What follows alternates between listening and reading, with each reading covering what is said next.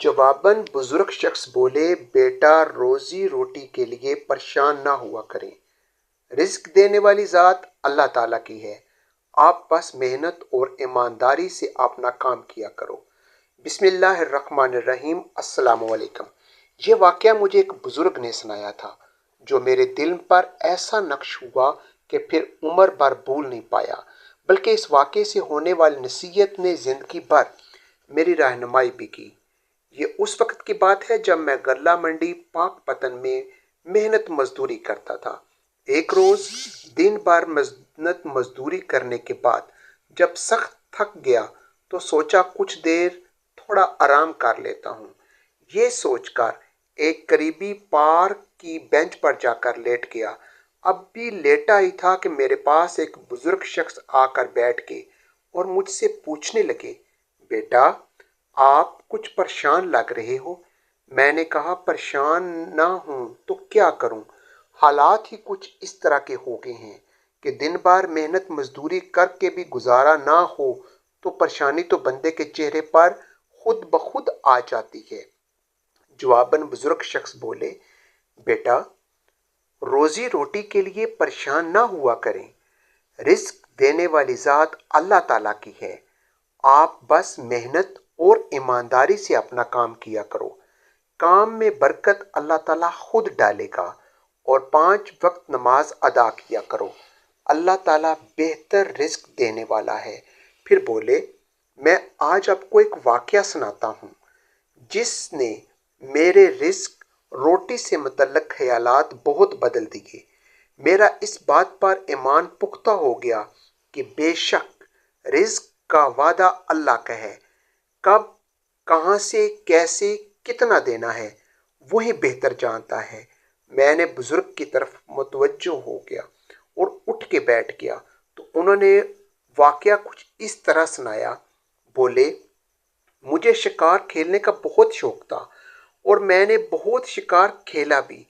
एक दिन मैंने मछलियां पकड़ने का इरादा किया और सब सामान लेकर निकल खड़ा हुआ। मैं गांव से काफ़ी फासले पर वाक़े एक छप्पड़ पर जाने का इरादा रखता था। अमूमन गांव के लोग वहां मछली पकड़ने नहीं जाते थे। कभी कभार कोई दोस्त मेरे साथ ही निकल खड़ा होता। खैर उस दिन मैं अकेला ही चल पड़ा। मैं छप्पड़ के पास पहुंचने ही वाला था, मैंने देखा एक परिंदा उड़ता हुआ आया। उसने छप्पड़ के अंदर पानी में गोता लगाया और पानी से बाहर निकला तो एक बहुत बड़ी मछली उसके मुंह में थी। मछली बहुत ज्यादा वजनी थी। मुझे यकीन था कि परिंदा ये मछली अपनी मंजिल तक नहीं ले जा सकेगा। रास्ते में उसके मुंह से लाजमन गिर जाएगी। यही सोचकर मैं उसके पीछे भागना शुरू कर दिया। परिंदे की परवाज़ खासी नीचे थी, मगर बहरहाल परिंदे की परवाज़ थी। उसके पीछे मसलसल तेजी से दौड़ने की वजह से मेरी सांस सख्त फूलने लगी तो मैं थक कर एक जगह रुक गया। लेकिन मेरी नजरें बदस्तूर परिंदे पर जमी हुई थी। थोड़ी दूर जाकर परिंदा एक सायादार दरख्त पर बैठ गया। मैंने सोचा, मछली बहुत बड़ी है, परिंदे से किसी सूरत नहीं खाई जाएगी। अभी ये उसके पंजों से फिसल कर नीचे गिरेगी तो मैं उठा लूंगा। वो दरख्त पर ही बड़ा था। उसकी तरफ जमीन पर खासी घास फूस थी। मुझे थोड़ा डर भी लग रहा था। खैर थोड़ी ही देर के इंतजार के बाद मेरे दिल की ख्वाहिश पूरी होगी। मछली परिंदे के मुंह से निकलकर बिल्कुल सही सलामत नीचे गिर चुकी थी। मैं तेजी से मछली उठाने के लिए दौड़ा तो क्या देखता हूं कि दरख्त के नीचे एक बहुत बड़ा बिल्ला बैठा है।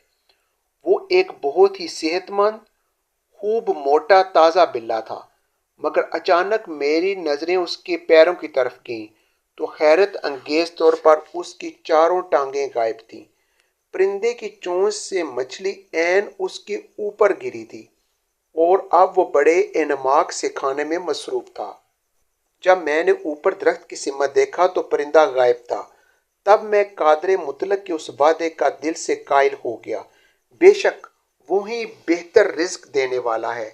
किसको कब, कहाँ से, कैसे और कितना रिस्क देना है वही जानता है। اگر وہ ایک اپاہج بلے کو اتنا شاندار اور اتنا فروہ رزق دے رہا ہے تو بھلا اشرف المخلوقات کو اپنے رزق کے لیے اس قدر بے حال ہونے کی کیا ضرورت ہے؟ وہ بزرگ تو مجھے یہ واقعہ سنا کر اور ایک نصیحت کر کے چلے گی، لیکن وہ دن ہے اور آج کا دن ہے، پھر میں کبھی رزق کے لیے پریشان نہیں ہوا۔